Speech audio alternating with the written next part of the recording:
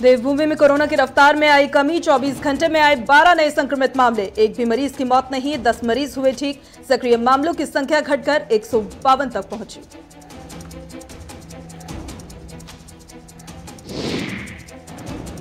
देवभूमि में बारिश का कहर जारी। मौसम विभाग ने जारी किया येलो अलर्ट। सभी अधिकारियों को सतर्क रहने के दिए निर्देश। उत्तराखंड के कई जिलों में भारी बारिश के आसार।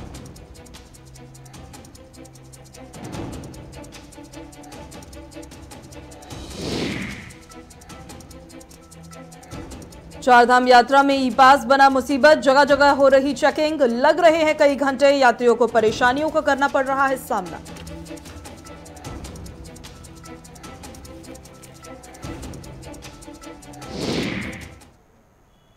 नमस्कार, गुलिस्तान न्यूज देख रहे हैं आप। मैं आपके साथ पूजा खंडूरी। बुलेटिन की शुरुआत करेंगे इस वक्त की बड़ी खबर के साथ। उत्तराखंड से सामने आ रही है। उत्तराखंड में चारधाम यात्रा की शुरुआत हो चुकी है। शुरुआत के चलते ई पास जो है अब मुसीबत बनता हुआ नजर आ रहा है। दरअसल जगह जगह चेकिंग हो रही है, जिसकी वजह से कई घंटे लग रहे हैं। जो तमाम श्रद्धालु चारधाम यात्रा के लिए निकले हैं, उनको कई परेशानियों का यात्रियों को सामना करना पड़ रहा है।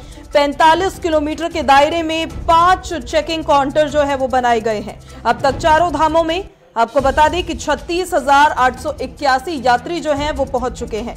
बड़ी जानकारी दे रहे हैं इस वक्त आपको। उत्तराखंड की चारधाम यात्रा से जुड़ी हुई जगह जगह चेकिंग की वजह से कई घंटों का समय लग रहा है। यात्रियों को काफी परेशानियों का सामना करना पड़ रहा है।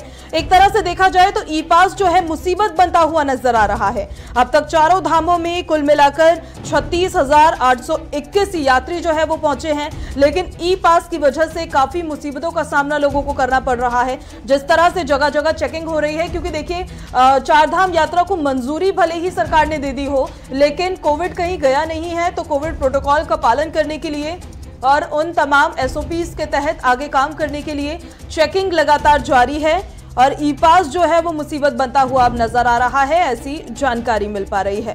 यात्रियों को हालांकि काफी परेशानियों का सामना करना पड़ रहा है। जो तमाम यात्री चारधाम यात्रा के लिए निकले हैं, बताया जा रहा है कि 45 किलोमीटर के दायरे में ही 5 चेकिंग काउंटर्स जो हैं उनसे गुजरना यात्रियों को पड़ रहा है। ये तस्वीरें दिखा रहे हैं हम आपको सीधे। ज्यादा जानकारी के साथ धनराज हमारे साथ जुड़ रहे हैं। धनराज, क्या जानकारी? चारधाम यात्रा में ई पास कैसे बन रहा है मुसीबत?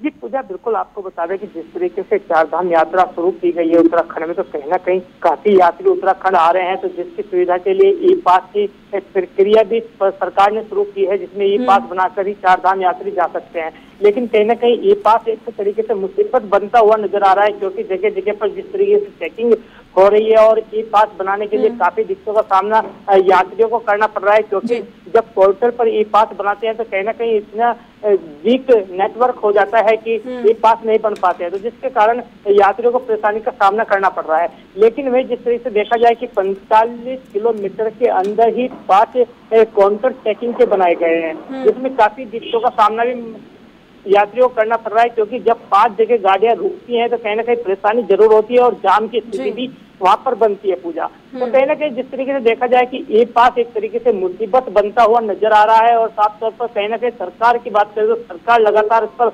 नजर भी बनाए हुए है। सरकार का हालांकि यही कहना है कि जल्द ही इस परेशानी को दूर कर दिया जाएगा, क्योंकि कहीं ना कहीं जो चेकिंग अभियान है कोई समाधान निकाला नहीं गया है। धनराज, उसका जी बिल्कुल पूजा, अभी तक इसका कोई समाधान नहीं निकला है। लेकिन जिस तरीके से सरकार की बात करें, सरकार की तरफ से यही साफ तौर पर कहा जा रहा है कि कोरोना काल चल रहा है, तो कहीं ना कहीं वो गाइडलाइंस का पालन भी करना जरूरी है और कोरोना से बचना भी जरूरी है। क्योंकि अभी कोरोना गया नहीं है। और जिस तरीके से देखा जाए कि चेकिंग जो अभियान चलाया गया है वो सिर्फ इसीलिए चलाया गया है कि कोई भी यात्री बिना कोविड टेस्ट के एंट्री ना कर पाए, और ना ही वो बिना जिसके डबल डोज लगी है उसके बिना कोई भी एंट्री ना कर पाए। इसीलिए चेकिंग अभियान जगह जगह पर चलाया गया है। लेकिन कहीं ना कहीं 5 जगह चेकिंग अभियान चलाना एक अपने आप में बड़ा सवाल खड़ा करता है कि आखिर 5 जगह चेकिंग क्यों? क्या एक चेकिंग पर सरकार को भरोसा नहीं है या 2 चेकिंग पर सरकार को भरोसा नहीं है जो 5 जगह चेकिंग चलाई गई है? कहीं ना कहीं जो चेकिंग चल रही है उसके चलते इस पर कुछ कहा गया है प्रशासन के द्वारा कि 45 किलोमीटर के दायरे में 5 चेकिंग काउंटर्स क्यों बनाए गए हैं?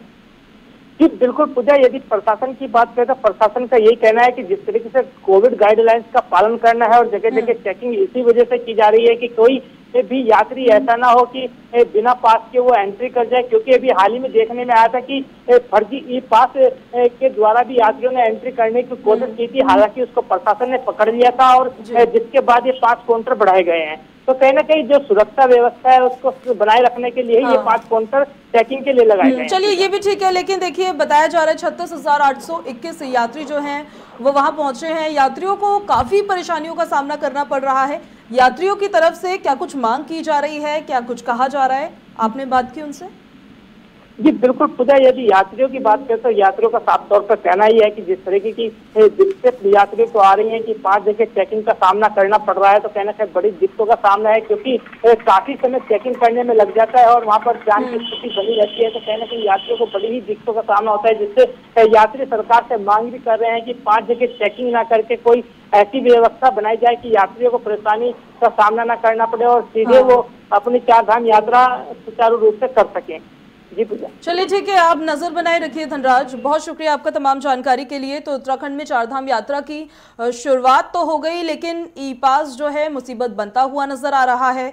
बताया जा रहा है कि 45 किलोमीटर के दायरे में ही 5 जगह चेकिंग काउंटर्स है, जिसकी वजह से भारी जाम भी लग रहा है और यात्रियों को काफी मुश्किलों का सामना भी करना पड़ रहा है। अगली खबर की ओर रुख करेंगे। उत्तराखंड से ही आपको बताएंगे, उत्तराखंड के दौरे पर प्रधानमंत्री नरेंद्र मोदी 7 अक्टूबर को रहने वाले हैं। पीएम के दौरे को लेकर पुलिस ने एक सघन अभियान चलाया है। 7 अक्टूबर को उत्तराखंड जाएंगे प्रधानमंत्री नरेंद्र मोदी। एम्स ऋषिकेश में पीएम 162 ऑक्सीजन प्लांट्स का लोकार्पण करेंगे और उत्तराखंड वासियों को कई सौगातें वो दे सकते हैं। बड़ी जानकारी बता रहे हैं इस वक्त आपको पीएम मोदी के उत्तराखंड दौरे से जुड़ी हुई। देखिए 4 धाम यात्रा की भी वहां शुरुआत कर दी गई है और माना जा रहा है कि केदारनाथ जा सकते हैं प्रधानमंत्री नरेंद्र मोदी, जो हमें जानकारी मिल पाई है। एम्स ऋषिकेश में हालांकि आपको बता दें कि 162 ऑक्सीजन प्लांट्स को लोकार्पण करने के लिए प्रधानमंत्री नरेंद्र मोदी उत्तराखंड पहुंच रहे हैं और बताया जा रहा है कि उत्तराखंड वासियों को कई बड़ी सौगातें भी वो दे सकते हैं। ज्यादा जानकारी के साथ ब्यूरो चीफ धीरेन्द्र प्रताप हमारे साथ सीधे जुड़ गए हैं।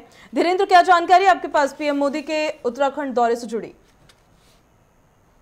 प्रधानमंत्री नरेंद्र मोदी का 7 अक्टूबर को जो दौरा है वो तय हो गया, लेकिन अभी भी उनका जो मिनट टू मिनट प्रोग्राम होता है प्रधानमंत्री का प्रोटोकॉल, वो भी जिला प्रशासन को प्राप्त नहीं हुआ है और जिला प्रशासन लगातार पीएमओ के संपर्क में है। ये तय हो गया है कि 7 अक्टूबर को प्रधानमंत्री देहरादून आएंगे, यानी ऋषिकेश में जो ऑक्सीजन प्लांट का लोकार्पण करेंगे। इसके साथ ही जॉलीग्रांट एयरपोर्ट पे एक नया टर्मिनल बनकर तैयार हुआ है, प्रधानमंत्री उसमें भी उसका भी लोकार्पण करेंगे। तो अभी ये 2 प्रोग्राम की पुष्टि हुई है, लेकिन अभी मिनट टू मिनट का प्रधानमंत्री का जो कार्यक्रम है वो आना है। लेकिन पूजा, इसके साथ ही साथ ये तो सरकारी यानी शासकीय कार्य हो गया, इसके अलावा कुछ पॉलिटिकल कार्य भी वो कर सकते हैं, यानी अपने जो प्रदेश के नेता हैं उनसे मिल सकते हैं और उनको चुनाव जीतने का कोई नया मन एक तरीके से बूस्ट दे सकते हैं प्रधानमंत्री नरेंद्र मोदी वहां आकर कार्यकर्ताओं को, क्योंकि देखिए विधानसभा चुनाव जो है वो भी नजदीकी है। धीरेन्द्र, पीएम के दौरे को लेकर पुलिस ने एक सघन अभियान चलाया है, इससे जुड़ी क्या जानकारी है? बिल्कुल पूजा, देखिए प्रधानमंत्री का या इसी भी तरह का कोई भी वीआईपी मूवमेंट होता है तो जो प्रशासन है वो एहतियातन इस तरह की सुरक्षा जांच करती है। इसको लेकर के देहरादून का जो जिला प्रशासन है, पुलिस प्रशासन है, और ऋषिकेश के आसपास के क्षेत्रों में और संपूर्ण ऋषिकेश नगर में एक तरह का जांच अभियान चला रही है। और इसके तहत प्रधानमंत्री की सुरक्षा के लिहाज से जो एक स्टैंडर्ड है उसके तहत ये जांच हो रही है और 7 अक्टूबर तक, यानी जब तक प्रधानमंत्री आके लौट नहीं जाएंगे तब तक इस तरह की जांच चलती रहेगी और इसकी वजह से आसानी ना, लेकिन ये जांच बेहद अहम होती है क्योंकि प्रधानमंत्री या इस तरह के जो वीआईपी होते हैं वो हाईली सिक्योरिटी उसमें आते हैं, सुरक्षा के तहत सुरक्षा के दायरे में आते हैं। इसलिए जो सुरक्षा की जांच का जो दायरा है थोड़ा बड़ा होता है, वो सघन होता है, जिसकी वजह से लोगों को थोड़ा दिक्कत भी उठानी पड़ती है। देखिए धीरेन्द्र, विधानसभा चुनाव उत्तराखंड में नजदीक है, अब कुछ महीनों बाद विधानसभा चुनाव वहां हो जाएंगे। प्रधानमंत्री नरेंद्र मोदी का उत्तराखंड चुनाव से पहले उत्तराखंड पहुंचना अपने आप में काफी अहम माना जा सकता है, क्योंकि इससे कार्यकर्ता जो हैं, तमाम पार्टी के जो लोग पार्टी से जुड़े हुए हैं उनको भी एक बूस्ट मिलेगा। बिल्कुल पूजा, देखिए प्रधानमंत्री वैसे भी जो है अपनी पार्टी के शीर्ष नेता हैं और एक प्रखर वक्ता हैं, चुनावी रणनीति के महारथी हैं, तो निश्चित रूप से उनके जो पार्टी के कार्यकर्ता है उन्हें उम्मीद है कि जब प्रधानमंत्री का ऋषिकेश दौरा होगा तो निश्चित रूप से कोई ना कोई चुनावी मंत्र मिलेगा, उनमें ऊर्जा भरेंगे और हो सकता है कि प्रदेश की वर्तमान जो स्थिति है संगठन के जो हालात है उसका फीडबैक भी प्रधानमंत्री नेताओं से लेते हुए देखे जाएं। इसके साथ ही अगर वो केदारनाथ और बद्रीनाथ जाते हैं तो उसके माध्यम से एक बड़ा मैसेज भी प्रदेश की जनता को दे सकते हैं, क्योंकि प्रधानमंत्री लगातार उत्तराखंड को देश की आध्यात्मिक राजधानी कहते रहे हैं। और ऑल वेदर रोड का जो प्रोजेक्ट है 12,000 करोड़ से अधिक का, उसके बारे में भी प्रधानमंत्री कुछ कह सकते हैं कि कब तक पूरा होगा, कब तक लोकार्पित हो जाएगा। तो इस तरह से देखें तो न केवल उनका ये दौरा ऋषिकेश के लिए जरूरी है, पार्टी के नेताओं के लिए जरूरी है, बल्कि चुनावी लिहाज से देखें तो भी एक बड़ा, उसके लिए भी काफी अहम इस दौरे को माना जा रहा है। धीरेन्द्र, बहुत शुक्रिया आपका तमाम जानकारी के लिए। तो प्रधानमंत्री नरेंद्र मोदी उत्तराखंड दौरे पर पहुंचेंगे, 7 अक्टूबर का दिन बताया जा रहा है। हालांकि अभी तक मिनट टू मिनट प्रोग्राम जो है वो निकलकर सामने नहीं आया है, लेकिन ये बताया जा रहा है कि ऋषिकेश एम्स में 162 ऑक्सीजन प्लांट्स का लोकार्पण पीएम मोदी करेंगे और उत्तराखंड वासियों को कई बड़ी सौगातें भी दे सकते हैं। अगली खबर की ओर रुख कर लेते हैं। उत्तराखंड से ही आपको बताएंगे, उत्तराखंड में भारी बारिश को लेकर कहर जो है वो जारी है। मौसम विभाग ने येलो अलर्ट जारी किया है, सभी अधिकारियों को सतर्क रहने के निर्देश दिए गए हैं। तो उत्तराखंड के जिलों में भारी बारिश के आसार जताए जा रहे हैं। बड़ी जानकारी दे रहे हैं आपको। देखिए, बरसाती मौसम में ऐसे पहाड़ी इलाकों में कई दुर्घटनाएं जो है उनसे जुड़ी जानकारी भी सामने आती है, कई राजमार्ग बंद हो जाते हैं। इसी को लेकर मौसम विभाग ने देखिए येलो अलर्ट जो है वो जारी किया है। अभी भी उत्तराखंड में बारिश का कहर लगातार जारी है। सभी अधिकारियों को हालांकि सतर्क रहने के निर्देश दिए गए हैं और उत्तराखंड के कई जिलों में भारी बारिश के आसार भी जताए जा रहे हैं। बड़ी जानकारी दे रहे हैं उत्तराखंड से आपको। भारी बारिश को लेकर अलर्ट देखिए मौसम विभाग ने जारी किया है। साथ ही आपको बता दें कि सभी अधिकारियों को सतर्क रहने के निर्देश भी दे दिए गए हैं। जो एहतियातन कदम है वो तमाम उठाने को लेकर भी आदेश जारी किए गए हैं। मौसम विभाग के द्वारा ये येलो अलर्ट जारी किया गया है उत्तराखंड में। ज्यादा जानकारी के साथ संवाददाता संचित हमारे साथ सीधे जुड़ रहे हैं। संचित, उत्तराखंड में बारिश का कहर अभी भी जारी, येलो अलर्ट जारी कर दिया मौसम विभाग ने, क्या जानकारी? मैं चाहूंगा कि जिस तरीके से मौसम विभाग लगातार समय समय पर अलर्ट जारी करता है, तो उसी के तर्ज से देखिए लगातार जिस तरीके से मानसून के बारे में बताया जा रहा है कि मानसून खत्म हो जाएगा 21 सितंबर तक। लेकिन आप देखिए 21 सितंबर तक, लेकिन आप देखिए आज 3 अक्टूबर है और मानसून अभी तक खत्म नहीं हुआ उत्तराखंड में। तो कहीं ना कहीं मौसम विभाग समय समय पर अलर्ट जारी करता रहता है, जिसको लेकर के मौसम विभाग ने अलर्ट जारी किया है या अलर्ट जारी किया है कि बारिश की संभावना है, चाहे वो मैदानी क्षेत्र चाहे वो पर्वतीय क्षेत्र, दोनों ही क्षेत्रों के लिए मौसम विभाग ने अलर्ट जारी किया है। तो आप देख सकते हैं कि इस वक्त अगर मौसम की बात करें, फिलहाल मौसम की बात अगर देहरादून और पर्वतीय और मैदानी क्षेत्रों की बात करें, तो आप देखिए कि लगातार जो मौसम है वो बिल्कुल साफ नजर आ रहा है। हालांकि जो कुछ पर्वतीय क्षेत्र है वहाँ पर बारिश की संभावना है और बादल छाए हुए, लेकिन बारिश फिलहाल पूरे उत्तराखंड में भी कहीं नहीं हो रही है पूरे। देखिए, उत्तराखंड पहाड़ी इलाका है संचित, और तमाम खबरें हम सुनते हैं, कभी भी भूस्खलन हो जाता है वहाँ पे, कभी लैंडस्लाइड हो जाती है, राजमार्ग बंद हो जाते हैं। प्रशासन के द्वारा क्या कोई गाइडलाइंस जारी की गई है एहतियात के कदम बरतने को लेकर?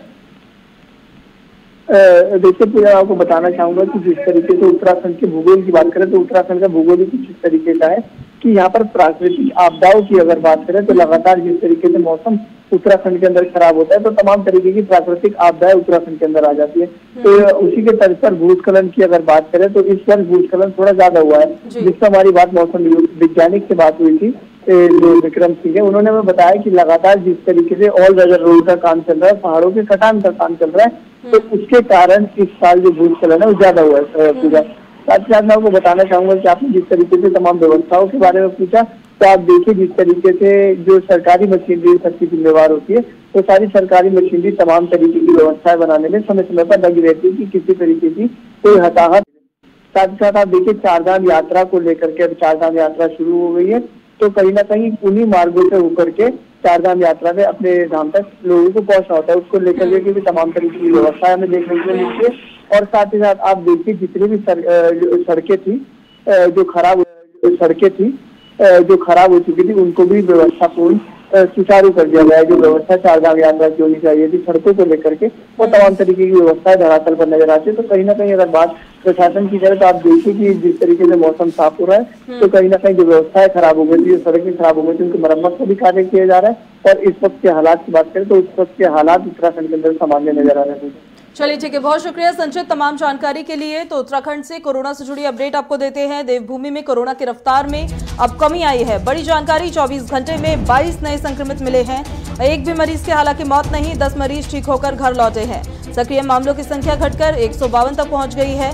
देवभूमि में कोरोना की रफ्तार में कमी आती हुई नजर आ रही है। बड़ी जानकारी दे रहे हैं कोरोना से जुड़ी हुई देवभूमि से। अब देखिए, क्योंकि स्कूल्स को भी खोल दिया गया है, कॉलेजेस को भी खोला जा रहा है, अनलॉक की तरफ बढ़ते हुए नजर आ रहे हैं सभी लोग, लेकिन तीसरी लहर की आशंका को लेकर भी चिंतित है। उसको लेकर भी लगातार सतर्कता जो है वो बनी हुई है। ज्यादा जानकारी के साथ संचित हमारे साथ जुड़ गए हैं। संचित, क्या जानकारी आपके पास कोरोना को लेकर उत्तराखंड में? देखिए, मैं आपको बताना चाहूँगा कि हालात की अगर बात करें उत्तराखंड के अंदर, तो आप देखिए कि कोरोना का जो ग्राफ है वो उत्तराखंड के अंदर टूटता हुआ नजर आ रहा है। धीरे धीरे जिस तरीके से जो कोरोना ग्राफ की संख्या दूसरी लहर में काफी बढ़ गई थी, उसको लेकर के अगर आज के हालात की बात करें तो आप देखिए कि धीरे धीरे जो एक्टिव केसेस की संख्या है वो भी धीरे धीरे उत्तराखंड के अंदर कम होने लगी है। साथ ही साथ आप पर डे के अगर 24 घंटे के आंकड़ों की बात करें तो वो भी आप देखिए कि लगातार 22 केस, 24, 15 केस इस तरीके के केस आ रहे हैं। लेकिन जो मौतों का आंकड़ा है वो फिलहाल उत्तराखंड के अंदर बिल्कुल शून्य पर ही टिका हुआ है, जो बेहद ही सुखद बात उत्तराखंड के अंदर है। आप देखिए वैक्सीनेशन की रफ्तार को कैसे देख पा रहे हैं, किस तरह से चल रही है अभी? आप सवाल दोबारा रिपीट। वैक्सीनेशन किस तरह से चल रही है अभी, उसकी रफ्तार से जुड़ी अपडेट?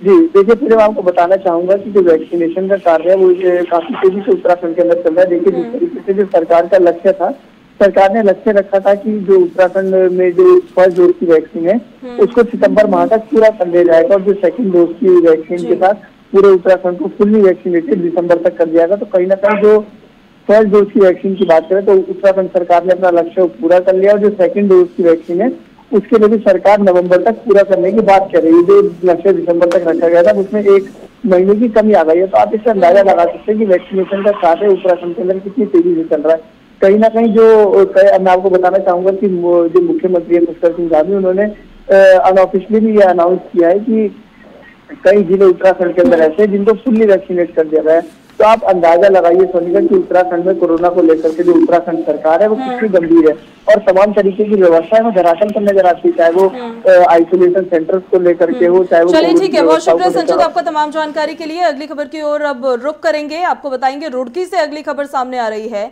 जहां पर चर्च पर भीड़ ने हमला किया है और तोड़फोड़ और लोगों से मारपीट की है। रुड़की की सिविल लाइंस कोतवाली क्षेत्र के सोलानीपुरम में सैकड़ों लोगों की भीड़ ने एक चर्च पर हमला करते हुए जबरदस्त तोड़फोड़ कर दी। इतना ही नहीं, चर्च में प्रार्थना कर रहे लोगों के साथ मारपीट भी की गई है। चर्च के लोगों का आरोप है कि तोड़फोड़ करने वाली भीड़ वंदे मातरम और जय श्री राम के नारे लगा रहे थे, जिसके बाद पीड़ितों ने कोतवाली सिविल लाइन पहुंचकर आरोपियों के खिलाफ तहरीर देकर कार्रवाई करने की मांग की। वहीं एसपी देहात ने बताया कि मामला संज्ञान में आया है। घटना में जांच कर इसमें जो भी लोग दोषी पाए जाएंगे उनके खिलाफ सख्त कार्रवाई की जाएगी। हमारा चर्चों पे हमला हो रहा है। बीजेपी, बजरंग दल, आरएसएस वालों ने हमारे चर्चों में तोड़फोड़ मचा दी है और हम बिल्कुल सिक्योर नहीं हैंगे। हमें अपने प्रशासन से अपनी मदद चाहिए, वरना आगे हमें भी बताएं। हमारे पास भी बंदूकें हैं, डंडे हैं, लाठियां हैं हमें, मगर हमारा मसीह समाज ये सब सिखाने की आदत, हमारे वचन में ऐसा नहीं लिखा है कि हम किसी के ऊपर हाथ उठाएं।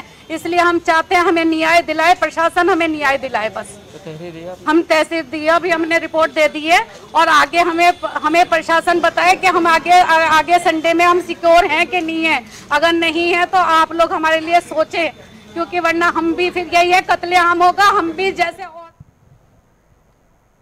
लखीमपुर में जो अभी तस्वीर देखने को मिल रही है उसको लेकर अब पंजाब के कैबिनेट मंत्री डॉक्टर राजकुमार वेका ने बयान दिया है। बड़ी जानकारी बता रहे हैं आपको। यूपी के लखीमपुर खीरी में हुई घटना पर पंजाब के कैबिनेट मंत्री डॉक्टर राजकुमार वेका ने बयान दिया है।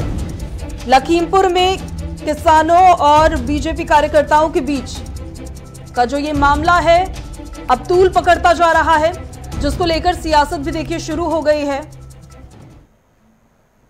भैया, किसानों के ऊपर तालिबानी हमला हुआ है, बीजेपी के गुंडों ने यह हमला किया है, और इसमें सीधे तौर पे बीजेपी की सरकार, जोगी जी की सरकार जिम्मेवार है, और वो किसानों की आवाज को दबाना चाहते हैं, किसानों का गला घोटना चाहते हैं। और जिस तरीके से हरियाणा के मुख्यमंत्री जी का किसानों को लेकर विरोधाभास बयान आया है, मुझे लगता है कि बीजेपी बुखला गई है, और बीजेपी अब किसानों की डायरेक्ट हत्या के रंग में रंग गई है, और उनके खून से रंग बीजेपी के लोगों के रंगे हैं, और उनके ऊपर तुरंत कार्रवाई होनी चाहिए और यूपी के मुख्यमंत्री के ऊपर आपराधिक मामला दर्ज होना चाहिए और उन्हें गिरफ्तार करना चाहिए।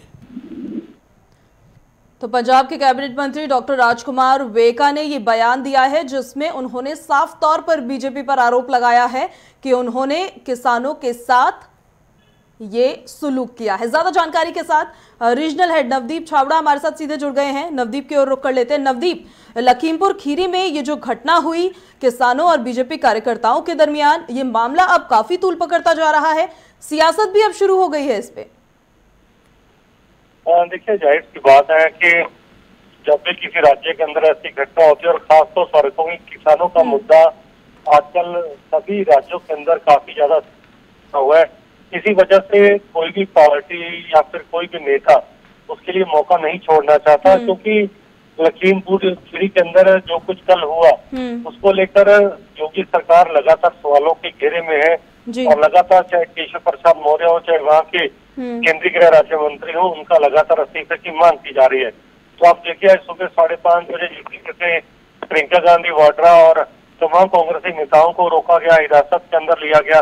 उसके बाद अब कांग्रेस के नेता तमाम इस पूरी घटना का कड़े शब्दों में उसकी निंदा कर रहे हैं। पंजाब के मुख्यमंत्री ने भी ट्वीट किया और उन्होंने भी इस पूरे मामले की निष्पक्ष जांच की मांग की है और इस पूरे घटना की कड़ी आलोचना की है। और आप देखिए, डॉक्टर राजकुमार वेका जो भी चंदी कैबिनेट के अंदर नए मंत्री बने, अब उन्होंने योगी सरकार की तुलना कहीं ना कहीं तालिबान सरकार से कर दी है। तो हम ये कह सकते हैं कि ऐसी घटनाओं को लेकर राजनेता राजनीति तो कर रहे हैं, उनके शायद शब्दों पर भी कंट्रोल नहीं है कि वो क्या बोल रहे हैं, लेकिन हम ये कह सकते हैं कि किसानों का मुद्दा है और योगी सरकार को चाहिए कि इस पूरे मामले के अंदर जितनी गंभीरता के साथ काम करें। जी बिल्कुल नवदीप, देखिए जिस तरह से विपक्ष जो है लखीमपुर पहुंचने की पूरी कवायद में था, प्रियंका गांधी वाड्रा को रोक दिया गया, उनको डिटेन किया गया, अखिलेश यादव को रोक दिया गया, उनको आगे नहीं जाने दिया गया।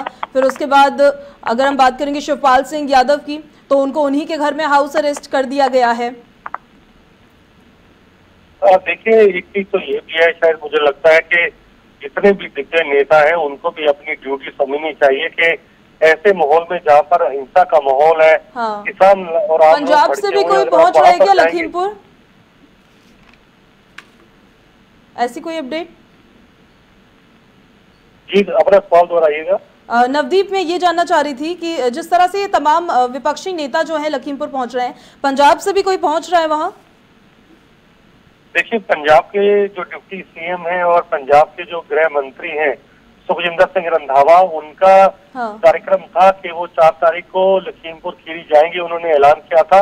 लेकिन जो एडवाइजरी जारी की गई है पंजाब यूपी पुलिस के डीजी की तरफ से, वहाँ के जो एडीजीपी लॉ एंड ऑर्डर है, उन्होंने साफ तौर पर मना कर दिया है कि कोई भी बाहरी जो मंत्री है, कोई भी बाहरी राज्य से कोई भी सुरक्षा व्यवस्था का हवाला देकर उनको रोका जा रहा है। चलिए ठीक है नवदीप, आप बने रहिए हमारे साथ। इस दरमियान बड़ी खबर आ रही है पंजाब से, आपको बताएंगे सब इंस्पेक्टर की भर्ती को लेकर परीक्षा को अब रद्द कर दिया गया है।